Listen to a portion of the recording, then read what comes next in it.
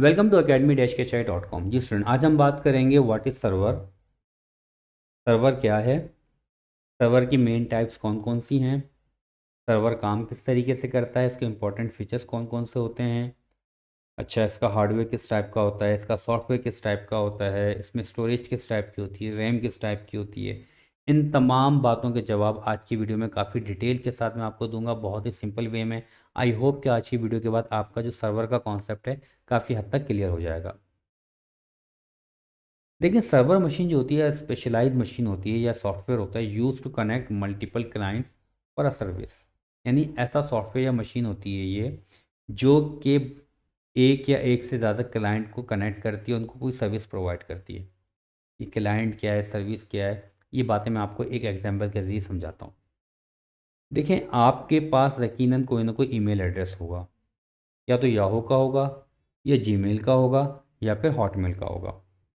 जब आपने ये ईमेल एड्रेस बनाया था तो इन कंपनीज़ ने आपको एक यूज़र नेम एंड पासवर्ड दिया था और कहा था कि भाई जब कभी आपको अपना ईमेल चेक करना होगा आप हमारी वेबसाइट पे आइएगा, ये ईमेल एड्रेस और ये पासवर्ड आप हमारे पे यहाँ पे डालिएगा। हम आपका जो ईमेल का जो डेटा है आपके सामने डिस्प्ले करवा देंगे और आप इसी तरह एक्सेस करते हो। इस सारे प्रोसेस में जो ईमेल आपके पास आई हुई होती है, ये कंपनी क्या करती है, वो ईमेल आपके सामने डिस्प्ले करवाती है। आप अपना ईमेल चेक करते हो, कोई ईमेल पढ़नी है, पढ़ने के बाद डिलीट कर देते हो, किसी ईमेल फॉरवर्ड करनी है फॉरवर्ड कर देते हो, उसके बाद साइन आउट कर देते हो और उनके साथ आपका कनेक्शन ख़त्म हो जाता है। इस सारे प्रोसेस में आपके लोकल कंप्यूटर या आपके पर्सनल कंप्यूटर पे कोई डेटा सेव नहीं हुआ। जितनी देर आप लॉगिन रहे अपने ईमेल अकाउंट पे, आपके कंप्यूटर ने डेटा कहाँ से लिया था, याहू के सर्वर से लिया था, या फिर जीमेल का अकाउंट है जीमेल के सर्वर से लिया था, या फिर हॉटमेल का अकाउंट है तो हॉटमेल के सर्वर से लिया था।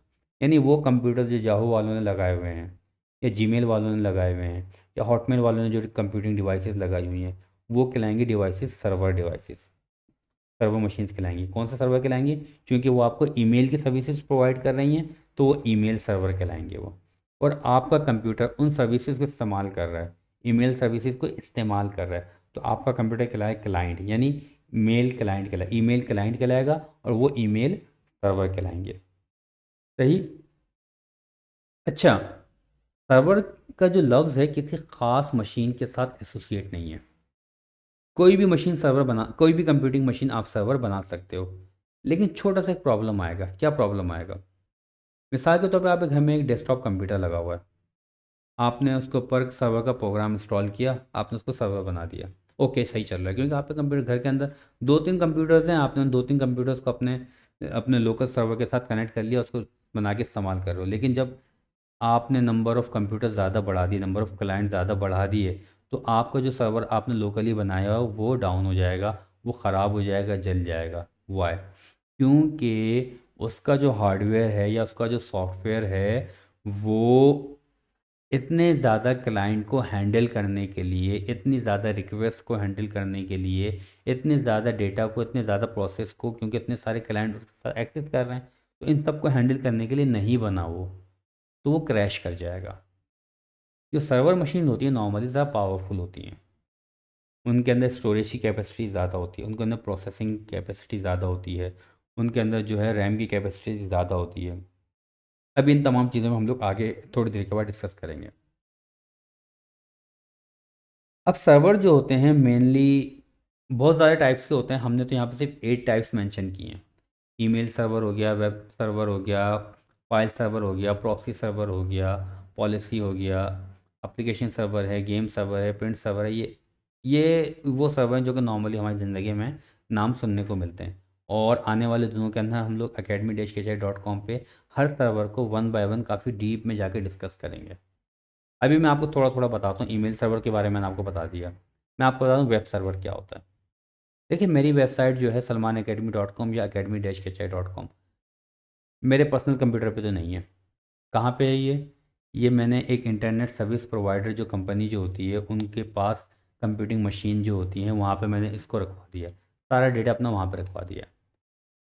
अब आप क्या करते हो, अपने इंटरनेट ब्राउज़र पे salmanacademy.com खोलते हो और उन वेबसाइट्स को एक्सेस करते हो, वहाँ से डेटा लेके अपने पास इस्तेमाल कर लेते हो।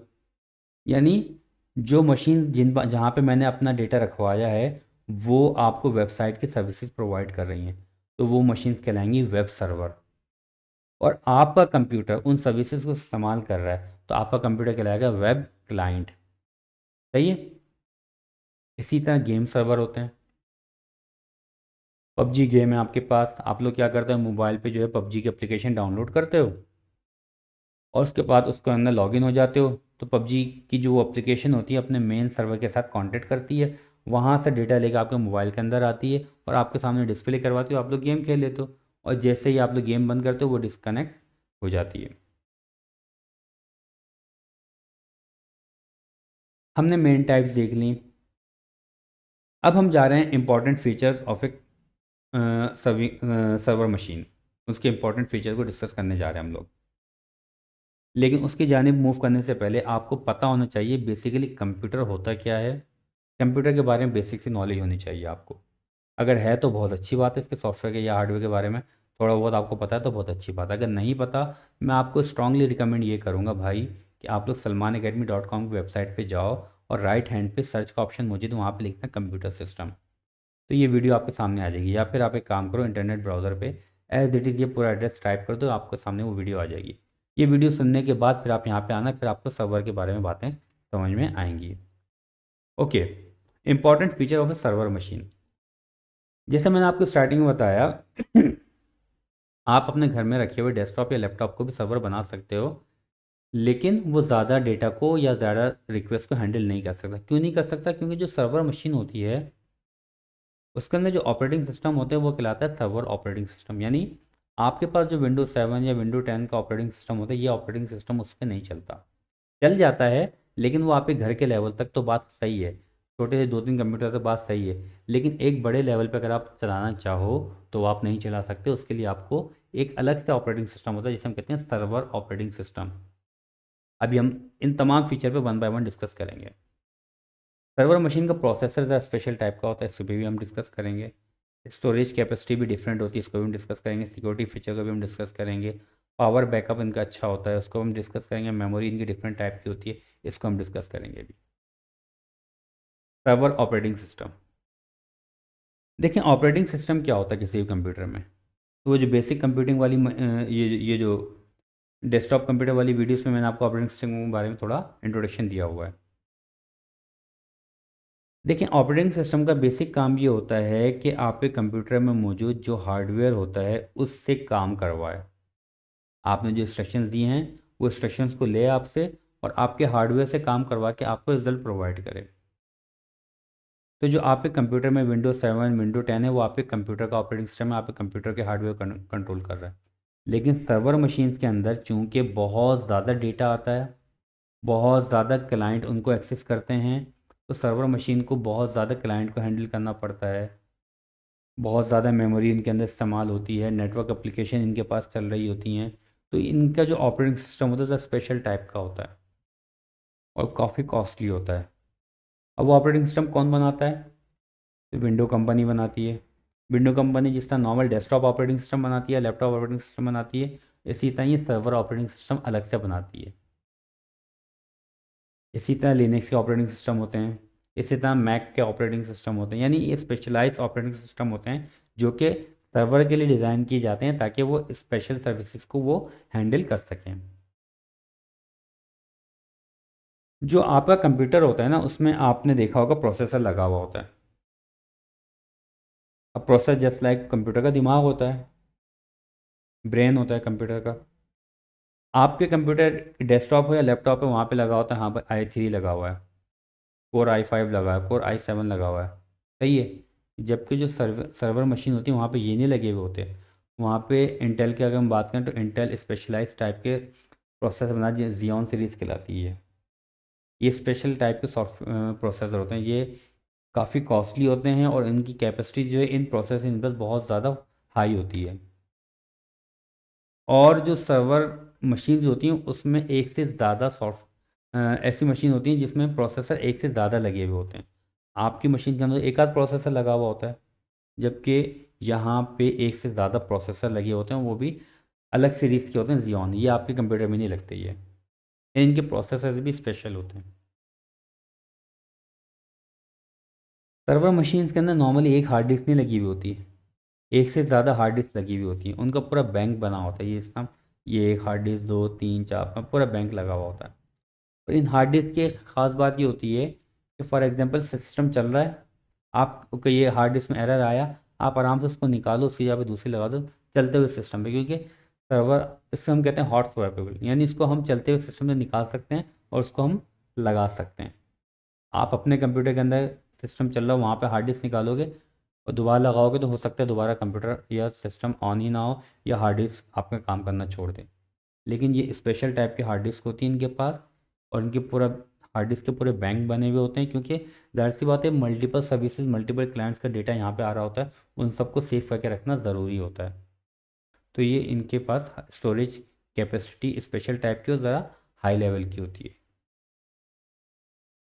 आपकी जो सर्वर की मशीन होती है वहाँ पे आपके पास रैम लगी हुई होती हैं, लेकिन ये जो सर्वर मशीन होती है यहाँ पे जो रैम लगती हैं वो कहलाती हैं ECC रैम, यानी एरर करेक्टिंग कोड रैम।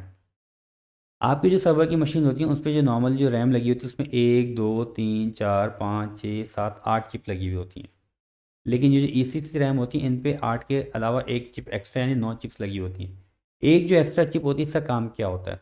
इसका काम होता है एरर करेक्शन, यानी जब मल्टीपल क्लाइंट से डेटा आ रहा है, सॉफ्टवेयर सॉरी प्रोसेसर उनको प्रोसेस कर रहा है, इतनी बड़ी हाई स्पीड में प्रोसेसिंग चल रही है, कोई एरर आ जाए इस दौरान में, तो बजाय इसके कि आपका सिस्टम क्रैश करे, आपकी रैम जो होती है स्पेशल टाइप की रैम उस एरर को डिटेक्ट करती है, उसको करेक्ट करती है, ताकि आपका प्रोसेसर रुके नहीं, आपका सिस्टम क्रैश ना करे।